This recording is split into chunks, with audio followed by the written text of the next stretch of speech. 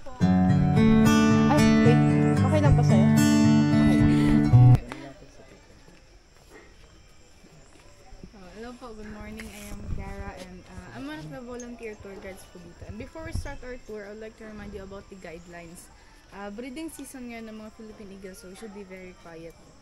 Next is, if we take pictures, kindly turn off the flash lang.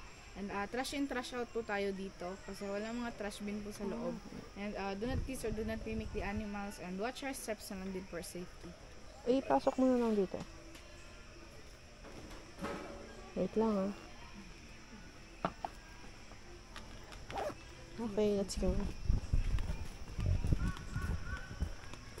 So dito po we have the civets or musang or milo in Bisaya. Milo. Dalawa po sila dyan. Dito is the common palm civet and the Malay civet. Nocturnal po sila, so hindi sila usually nakikita these hours po.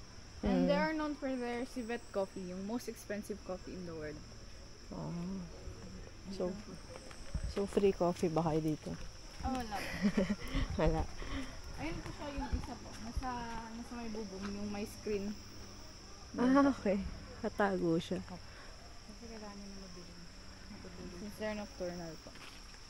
And yung Philippine Eagle Foundation po pala is a non-government, non-profit organization. So, we rely on funds, donations, so kayong entrance fee. And itong nilalakaran natin, this is one of the source of funds ng Philippine Eagle Foundation. And you can leave a footprint po, tulad ng ganito, for a donation worth of 1,000 pesos. So, para next balik niyo po, makikita niyo yung name niyo or yung anong ipapalagay niyo. Tulad ng ganito po. Bukol. Ganun ka, may ilo-ilo.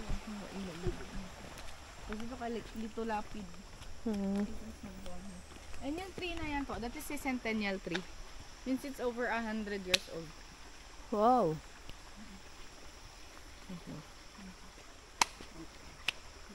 Ito mga fruit flies to, diba? Opo. Tapos, na-attack sila sa moisture ng mata. Kaya, mas better if you wear eyeglasses. So, kanina okay lang. And, itong plant na po, this is the torch plant. It is from the family of ginger or luya. And it is one of the ingredients in making organic shampoo. Yung flower niya, may parang watery na substance. Yun yung ina-extract. Tapos, pinaprocess. Ngayon lang po kayo nakapunta dito. First time. Saan po kayo galing? Cavite. Ano yung pinunta niyo dito? Yung gala lang or may business? Wala naman. Gala lang. Tour. Dito na po tayo sa crocodile enclosure. May snakes ba doon? Doon po. And may mga wild na snakes din po dito since parang forest po kasi po. Dali mo maglakad. Dito na po tayo sa crocodile. Ayun po siya. Yan po si Gold Dipper. Ayun po. Ito. Gold Dipper po is a male estuarine crocodile. Laki. And siya yung first reptile po dito sa center. Siya lang? May isa pa po doon. Pero dito sa case nito, siya lang po. And dati may kasama siya na mas smaller sa kanya. Tapos, since they're very territorial, nagpatayan po sila. Tapos, siya yung nanalo since siya yung mas malaki that time. So hindi pala pwedeng may kasama? And si Gold Dipper is 38 years old na. Hanggang ilang taon ba sila?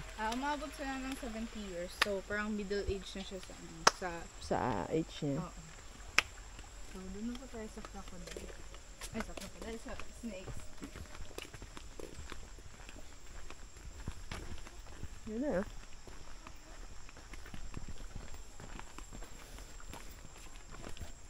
Ilang days na po kayo sa Davao? Third day namin yan. Nakapunta na kayo doon sa crocodile farm? Sa dyan sa Malagos Garden. Mamaya. Yun yung tour namin ngayon. So, dito po we have the reticulated pythons. Ayun yung isa. Okay. There are 4 inside po. Di ko po alam saan yung iba nakatago. Basta 4 po sila andito. And yung mga reticulated pythons po, they are non-venomous. They hunt using constriction. Yung nirarap nila yung body nila sa prey. Tapos hanggang di na makahinga, tapos sinaswallow ng buo. Ngayon, anong pinapakain sa kanila? Rabbits and rats. Kayo na yung nag-feed? Yung mga keeper po. And cultured po ng mga ng mga rabbits and rats. Kasi para sure na malinis tas walang disease na dinadala. So, dito na po tayo sa Raptor Garden. And Raptor pala means birds of prey. Birds of prey. Sino to? Wala ano yun. Business leader in the... Medyo Malaki siguro yung ano nito. Yeah, Donation nito. so, dito po na di white-bellied si Eagle. Ayun po. Si Marahute, si Rowena, si Teresa, and si Yamang Bukid. Yung mga may white sa... Sila ay eagle? White-bellied si Eagle po. Okay. Oh, And si Marahute po, medyo brownish yung feather niya kasi young pa siya. Unlike kay Rowena, which is a adult na white-bellied si Eagle. tumalikod sa atin si Rowena. Di naman, they're not that aggressive po. Compared sa ibang sa ibang eagle. Bakit sila nasa labas ngayon? Hindi ko po alam exactly yung reason. Saan dito po yun? May naman tali na. Opo, may tali. Ayan si Phile Claudio po. Yan. Yung nasa gitna. This is a Pinsker Hawk Eagle. They are endemic here in Mindanao lang po. And they're often mistaken as the Philippine eagle sa wild kasi parang magkakulay kasi sila. Saka yung dito nila. But they're not different po sila kasi yung Pinsker Hawk Eagle may tatlong feather crest sila like this. Tapos yung pumasok sa ilong ko. Tapos yung Philippine eagle po may full crown pa gano'n. Bye! Alis na kami! Alis na kami! Bye! Migratory birds yung mga white-bellied eagle. Rowena! Tignan niya, sino yung tumatawag. Rowena! Ako yun. Ayan.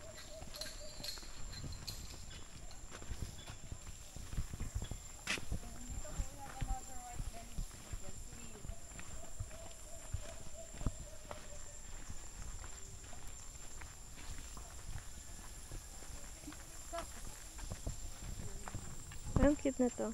White-bellied eagle. Tulad din nila Rowena. Anong ulit pangalan nito? Reunion. Reunion! Baka lang. Huwag ka maingay. Bawal nga mag-ingay ngayon. Ay, sorry. Tingnan mo, ayaw niyan tuloy lumingon sa atin. Ito po, another Pinsker Hawk Eagle, si Virago. Ito, meron pa dito. Masusungit pala itong mga to. Nakatalikod eh. Doon na po tayo para kasi makita nila natin yung- yung Philippine Eagle. Ako na po mauna paraan. Hindi na may tao. Bye!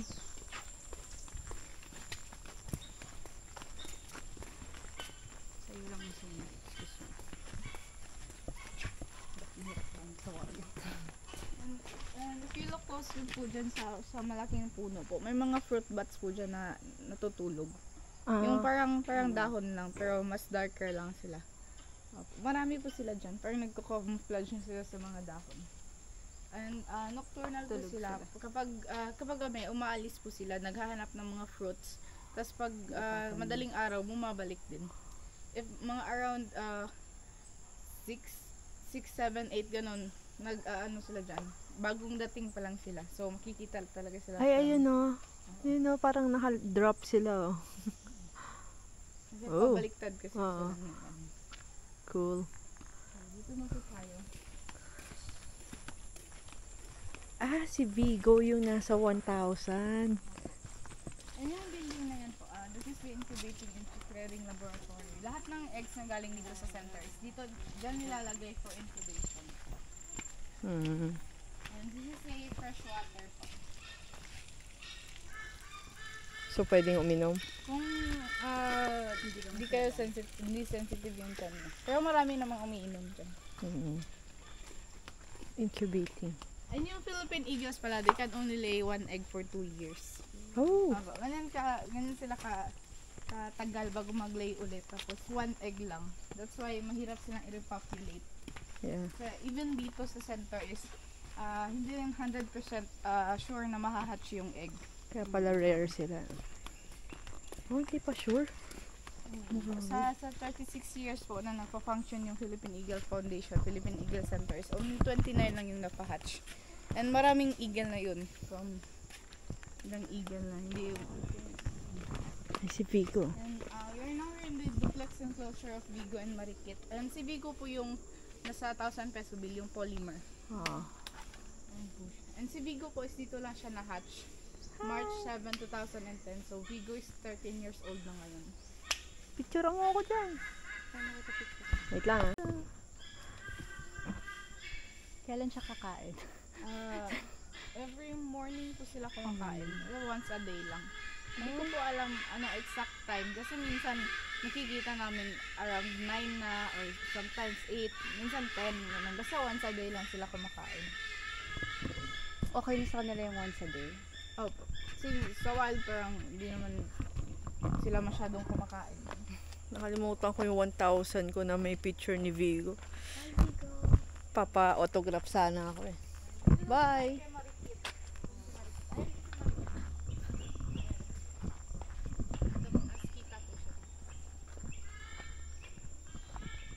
Ay, Dito po. And si Marikit po, Marikit was rescued from Zamboanga. And she was shot by airgun pellet. May 3 bala siya naka-embed sa body niya. oh, Ba't natanggal naman po? Ba't nag-leave ng mga scars and mga holes sa bone niya? And hindi Sa na bone? rin siya ma-release sa wild kasi yung main purpose ng pag-release sa kanila sa wild is for them to repopulate. But si Marikit po, hindi na siya makalay ng egg due sa trauma na naranasan niya nung nabaril siya. Kaya dito na lang po siya. And si Marikit po is bigger than Vigo kasi yung mga female Philippine eagles are bigger than the male. Since sila naman yung naglilay ng egg. Mas malaki talaga siya kay Vigo. Kahit mas malayo siya ng pesto. May way ba na makita sila up close? Wala po, wala. Yung kung nakita niyo yung TikTok ni Ma'am Luana, yung may dalang 1,000 peso bill, tas may kita niyo yun sa TikTok. Yeah. Po siya, keeper po siya dito. yun yung sabi ko, keeper siya kaya, Kasi maraming tourist po na pumupunta dito na di-disappoint sila kasi di daw pwedeng magpaganon. Kasi kala nila yung vlogger lang si Ma'am Luana kasi foreigner kasi siya. oo. Kaya ganun, nadi-disappoint sila. Pero nung nakita ko yung page niya, doon ko napagtanto na ano siya. Rumarampa siya with Sinag. Si Sinag po yung niya, yung eagle niya. Siya yung imprint ni Sinag. Mga Philippine eagles kasi may mga Ma-imprint. Si Vigo. Si Sir Bong po yung imprint. Okay. And kapag naging imprint ka po ng Philippine eagle, hindi ka lang pwede magbago ng kahit ano sa itsura mo. Kasi parang hindi ka makikilala. Tulad nung kay tulad nung kay Vigo po, may balbas yung keeper niya. Di na siya pwede mag-ahit ng balbas kasi di na siya Grabe. makikilala ng Vigo. Paano pag humaba ng konti? Hindi rin. Trim lang po. Ititrim na niya yon. Grabe. Dapat pala yun. On your best. Hairstyle ni Ma'am Luana din, if titingnan mo yung lahat ng videos niya, parang naka-ban or basta paano talaga. Hindi yung messy na Ano bang mangyayari kung mag-change yung ano? Baka i-attack sila ng eagle. Okay. Since they're very territorial. And yung area na yan po, dyan po pinapalipad yung mga raptors together with their keepers. Yung nagpe-perch dito. May ano ba ngayon? Wala po. Dati may regular na schedule, like every Friday. But nung nagka-avian floor bird flu, tinigil po. Kasi pwedeng maging carrier yung tao. Pero so wala may ngayon. show kahapon kasi may mga bata na may lupus. Tapos nag-ano sila ng show. So we are now here in the Raptor Road. Ito po si Sibol. Sibol is a pink scarsock eagle. So, just like nung nakita natin doon sa Sibol. sa Raptor Garden. And yung nasa picture niya, juvenile pa po siya dyan. Kaya medyo white yung yung Bata ka pa pala nun Hindi na na-update. Magpalit ka na ng profile pic mo. Si Sibol. Sibol. May tumalikod na. Ay, ang cute. Ito po yung eastern grass owls. Ayun nga. Dalawa po yan sila, si Bruno and si Silo. Ayun yung isa po, nasa baba. Ay, And yung mga eastern grass owl po, they prefer to be in the ground than mag-perch sa mga branches. Bakit? Kasi yun talaga sila, since they're eastern grass owl. Grass owl sila. Pati yung mga legs nila po is taller than the usual owls kasi nagja-jump lang sila sa grass. Ayun, ba't siya lipad ng lipad? Naghanap siya ng grass, nakalimutan niya na sa baba. Hedwig. And Sila ba yung umiikot yung ulo 360? No. Iba yun. Ibang owl yun. Hindi ko po alam. Pero nakita ko naman silang pag ganun yung head. Yung mas ikot pa dyan. Hindi siguro Sino nga yung 360. baba? Di ko po sila Hindi, kilala kung saan silang Ay, hindi, sino anong silang pangalan niya? dalawa. Pero Pero si Silo and si Bruno po yan. So, hindi ko po okay. sila ma-differentiate. Guys, Ayan o, kasama sila. One round. Head. Turn. and silang dalawa po, they're both rescued from the same nest. So, basically, they're siblings po. Oh. Tinurn over sila ng isang farmer. Nakita sila sa may rice field. Kaya tinurn over dito. Buti ba yung ginagano, no? Hindi nila kinakain. So, dito na po tayo. Hi. Here we have the Brahmini kite or lawin or banog in Bisaya. Oh, ito ang lawin. And they're also called the nature's cleaners since they live in a swamps area and the mangrove areas. Tapos, namumulot sila ng mga basura and they put it in their nest to make it stronger. And parang at the same time, parang naglilinis talaga sila. Hi. Lawin siya, lawin. And this is our newest enclosure, Wow. the Philippine eagles. Si Lakwe and si Pagbabago. Wow, ang laki. And si they're both retired as breeders po. Okay. And si Lakwe is rescued. Si Pagbabago is dito lang na-hatch. And si Lakwe po, medyo ilang po siya sa mga tao kasi all his life andun siya sa likod as breeder. Ngayon lang po siya nalagay sa exhibit. Kaya nagka-crash siya. Yung ganyan po, yung tumatayo yung balahibo. That is called cresting po. Okay. It shows aggression. Kasi mukha niya na tayong susugurin. Oh my God. And sa wild po, ginagamit niya po yan to intimidate other animals or to intimidate their prey. No worries, we're good people. Wag po kasing ganyan niloloko mo eh. And yung gumagalaw yung head nila, nagpo-focus po yan. Like binoculars na parang nag-zoom. And yung Cool. vision po nila is 8 times clearer than the human's vision. Kaya sa wild, kahit malayo yung prey nila, makikita talaga. Literal na eagle eye. Ang cool. Bye! Kasi pagbabago. Pagbabago. Uy, hello! Philippine eagle. And dito po, we have the black-winged kite.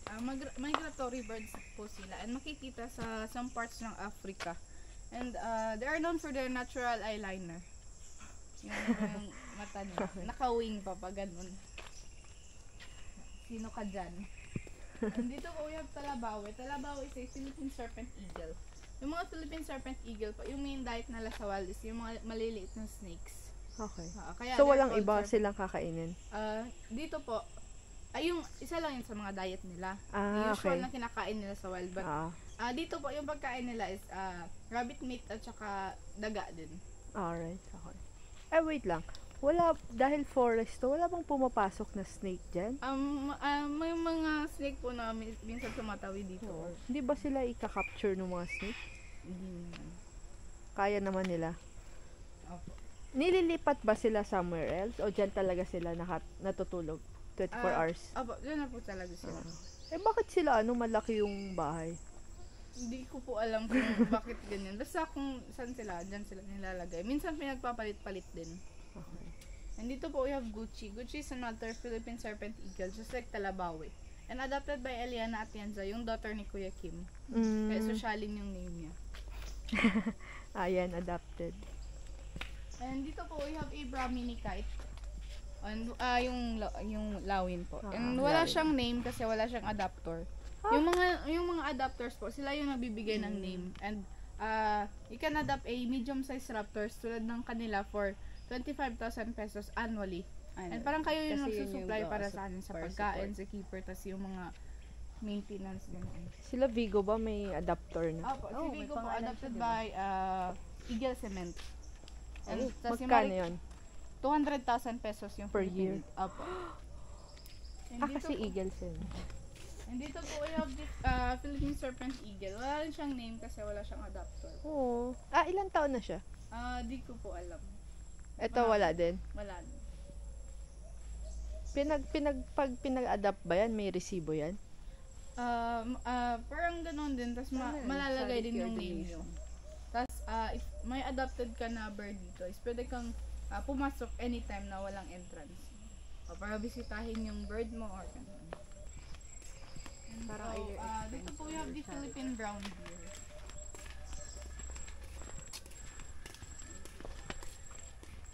Oh my God, may nakita akong Kumakain. Andoon. Ano Those siya? are the Philippine brown deers. Endemic po sila dito sa Philippines lang. And yung nasa ibang country, ibang klase ng deer po yun sila. May Isa lang siya? May ganun sila. Apo, yung male lang po yung may antler. Yung iba andoon po. Mga female, tas dalawang baby. Ay, ayun. Nakain sila sa gilid. Nocturnal po sila, pero nabago yung... Daming nocturnal dito. Pero yung iba po, nabago yung body clock kasi morning po sila pinapakain dito. So nagigising na. Naupo na siya. And medyo maliit yung sungay niya kasi every year po sila nag-shed ng sungay. So sila lang ang nagsished nun? Opo, parang nalalaglag lang. Diba? Doon na po tayo sa dome.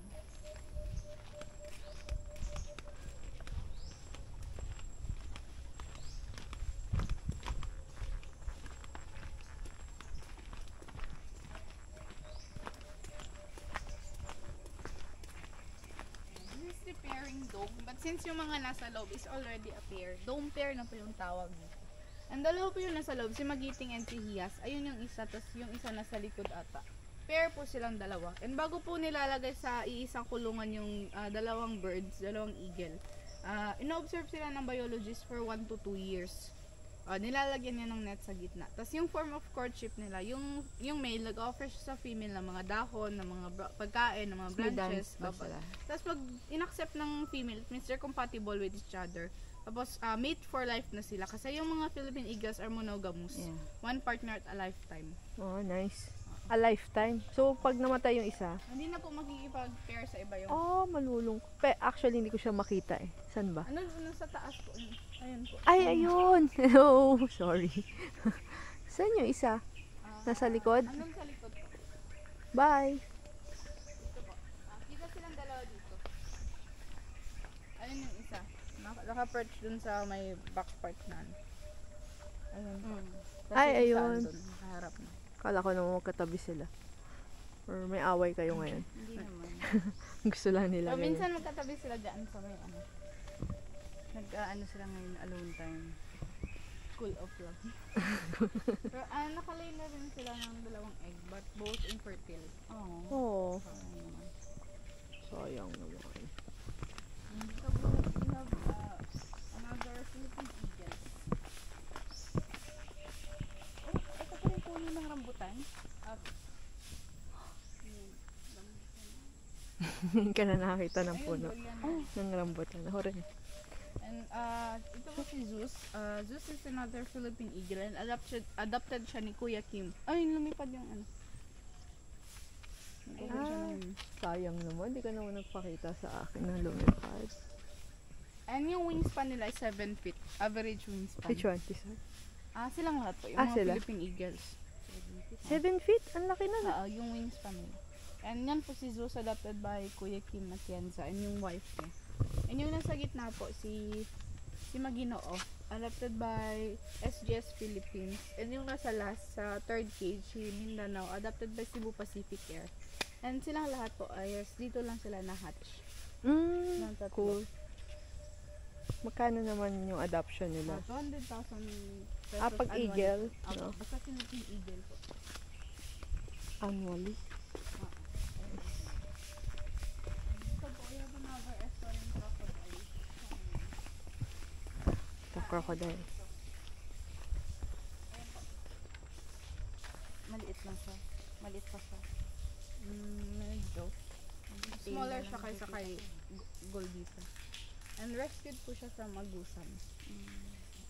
Same species po sila ni Lolong. Si Lolo. Lolong. So, hahaba yan. Oh, siguro. So dito po we have a pair of Philippine serpent eagle, si Cloud and si Claudia. But the name Claudia is unofficial since wala pa pong adopter si Claudia. Ayan siya. Nakatingin po siya dito. Yung keeper lang yung nag-name sa kay Claudia. Eagle. Serpent eagle. Bye.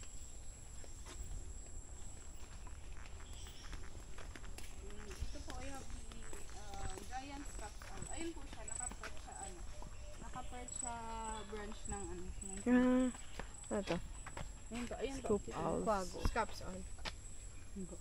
Yung sila po, yung mga giant scops owl, even though they're not that big, they're called giant kasi sa scops owl family, sila lang yung pinakamalaki. Usually po, yung mga scops owl parang fist lang. Oh. So, ang laki nga niya. Sa scops owl family. Para sa mga scops owl, biggest na yan. Even though, di naman masyadong malaki. Mako-compare po later. May ibang Marites scops siya, owl. baby. Bakit? Hindi May ko po pag yung minad mo siya, pangarap. noise sila yung mabilis Yun po, na si lang pangarap. Pangarap is another Philippine eagle. And ang return ganda. breeder din siya. Adopted by Aboitiz Power Corporation. And dito rin siya na-hatch February Ay, hello. 1999. Ayan, naku, susugurin na naman niya tayo. 24 years old na si Pangarap. Nagpo-focus nga yan kasi susugurin ka. Kaya pala may song na Open up your eagle eyes. Hindi pa naman siya nagka-cresting, I think. Nag-offset na Nagsa-start pa lang Ganda pala nung video nung iPhone. ng inayos ko. Adopted by Aboitiz Power. And dito po, ito po yung lahat ng adapters ng lahat ng Philippine Eagles. Okay. Bigatin din yung mga company na nag-adopt. Policy. Ay, yung nasa taas is yung name ng eagle? Opo. Okay. Pero dito pala sa center, we have 33 Philippine Eagles. But hindi po lahat makikita. Kasi yung iba po, breeder eagles. Doon sa likod. Doon ka Mabuhay. Ay, wala siya. Nasa likod si Mabuhay. Si Marikit, si Zeus. Ay, anonymous siya? Oo, hindi siya nagpakilala. Ang galing naman. Since 2013. Oo, so over 1 million na yung ano niya. Si Marikit, 1997 pa. Parang ibang marikit po yan. Kasi yung isang marikit po, nung nakita natin na marikit is 2002 siya nag-arrive dito. Parang may ibang marikit dati, tas nung siguro namatay or Namatay na ganoon. yung dating Marikit. Tas may Oo. bagong dumating na eagle, tas inadapt ulit nila, tas pinangalanan ulit na marikit. Pag namatay ba sila, anong ginagawa? Nililibing ba? Preserve po. Preserve, okay. August pa lang nga, bakit may October 2023 na? Ano po? Baka sa October mag-start. Baka Si Dakila at si Perry. October siguro sila mag-start ng ano. dalawang Bones family. Yaman. Yun. And dito po yung pagkakaisa. Si pagkakaisa po yung new face ng Philippine Eagle Foundation. Dati po si Pag-asa yun, but namatay si Pag-asa last 2021. And siya yung pinalit since siya yung second hatch dito. Next to Pag-asa. Si Pag-asa na hatch siya January 1992. Si Pagkakaisa noong October. So months lang yung gap nila. Hi! Yung pagitan ng dalawa. Hi! Here! Here! And adopted by Philippine National Petroleum. Tulad din nung ni Magiting doon sa dome.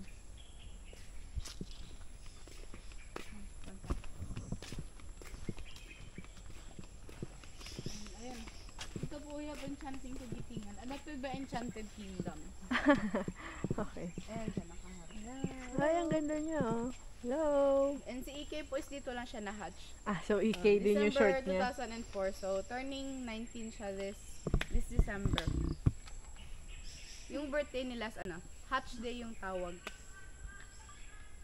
Birth. Ba't nawala yung ano mo? Ito lang. Naka-on yung HDR mo siguro. Yan. Ba't dumilim? Kanina maliwanag eh. Pakiayos nga. Hindi ko alam kung nasan yung HDR. Bye! Ang dami, no? Ang dami pala. And yung tatlong eagles doon, yung may tao, silang lahat, iisa lang yung keeper nila, si Kuya Dodong, yung nakalapit doon. So pwedeng marami. Naka-slow mo pa kasi. Hindi naman Kuya nagagalit yung ibang eagle. Hindi na. And si Kuya Dodong po, may 12 eagles siya. Oh, pero yung ibang keeper, isa lang talaga. Hindi rin po. May ibang meron keeper din. na marami rin. Pero si Ma'am Luana, parang isa lang yung keeper niya. Ay, isa lang yung eagle niya. So, dito po we have LDI.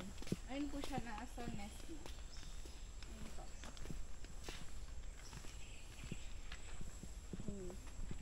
Ay, ayun, no? alert si Ate Girl. And si LDI po yung mother ni Vigo. Oh, hi, Yung mother. Nasa Tasan Pesobille. And since nga monogamous yung mga 1993. Philippine Eagles, nung namatay yung pair niya, si Chai, di na po siya nakikipag-pair sa iba. Oh. And di na rin po siya ma-release sa wild kasi ano po, may injury siya sa pakpak and hindi na niya kayang mag-fly ng pangmatagalan.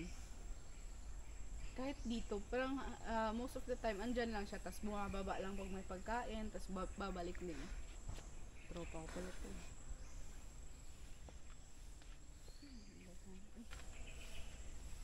LDI. And same adapter sila ni Lakwe, yung andoon. Dito sa Macac Island, yung mga nasa loob po, the Philippine Long-tailed Macaque. Endemic po Macaque. sila dito sa Philippines lang. Yung nasa ibang country, ibang monkey po sila. Andun po.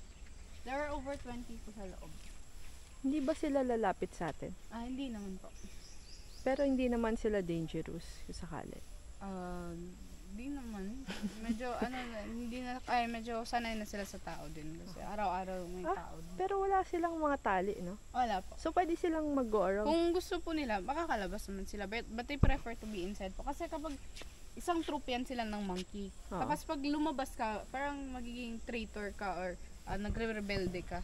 Kaya pag bumalik ka, there's a chance na di ka na i-accept. Di ka na i-accept na. Dadagdag pa to sa sa troop. Paano kung nautusan siyang lumabas? Ganun. Walang ganun. Kahit anong ibigay yung kakainin nila. So mahihirapan na kayong pakainin, no? Baka maging choosy na Mag-iiba yung diet. Kasi, baka kasi parang masanay sila sa mga tao. Baka magiging baka aggressive lalabas. yan eh. Yun din yung nung sa Palawan. Kaya nagiging aggressive yung iba. Sila ba nagpapadonate din? Opo, may mga gift po. Bakit kasi private nga naman? Cute na Frankie. Pwede ka mag-feed. Pero wala ngayon to. Hindi po siya yung literal na kayo yung magbibigay. Parang magbibigay lang kayo ng magdo-donate para sa pagkain nila. Magkano naman yung donation sa kanila? 500. For a week. For a week? Kamukha mo, si Hogan. Salamat. Pero si Hogan is siya, previous na alpha dun sa loob. Pero ngayon yung alpha is Jimmy. Nag-change? Oh, Ba't nag-aaway ba sila? kapag parang matanda na yung dati na alpha, nag-show sila ng bago. May ritual pa yan. Mahoganyism. And may one po na may yung alpha dyan sa loob, si Jimmy. Parang umalis siya. Tapos di na siya in-accept ng troop kasi may bagong alpha na. Parang siyang binugbog ng Hoy! Grabe naman. traitors. Kasi parang rebellious yung ginawa niya. Okay. So, dito lang po tayo sa owl. Hirap pala biglang mag-malling dyan,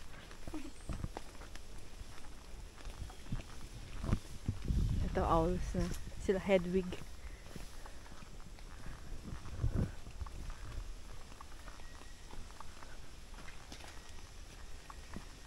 Dito po, we have Aula. Aula is another giant scaps owl. Tulad nung andun kanina. Si Aula. And yung nasa kabila po is the Everett scaps owl. Sino na? Andun sa Andun sa parang bahay. Parang And if you compare them, parang malaki talaga yung difference nila. Kasi parang fist lang yung Everett. And they're both scaps owl. Different kind of lang. Different So, yung kind of kabila. scaps owl. Ang lit nga nung isa. Opo, parang fist lang. Tapos ayun si Aula. Kaya sila Aula, sila na yung biggest sa Scaps Owl family. Is he asleep? Since they're nocturnals lang, nakapikit. Wala na po dyan. Doon na po tayo. If gusto niyo po, pwede po tayo pumasok sa ABR. Andun po yung taxidermy body ni Pag-asa. Okay. So, tapos na tayo sa animals na live. Okay. Sa AVR na tayo.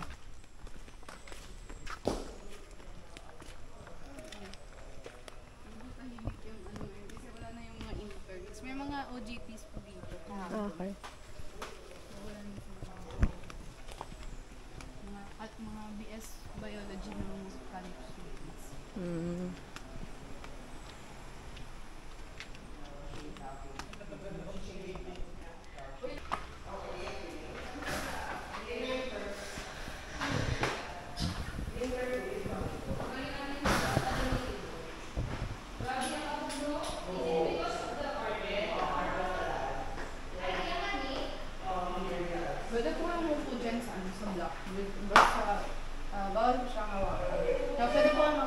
siya yung inano nyo, preserve nyo Opo, siya. si Pag-asa po yun. Yung first hatch dito. Siya ang first hatch.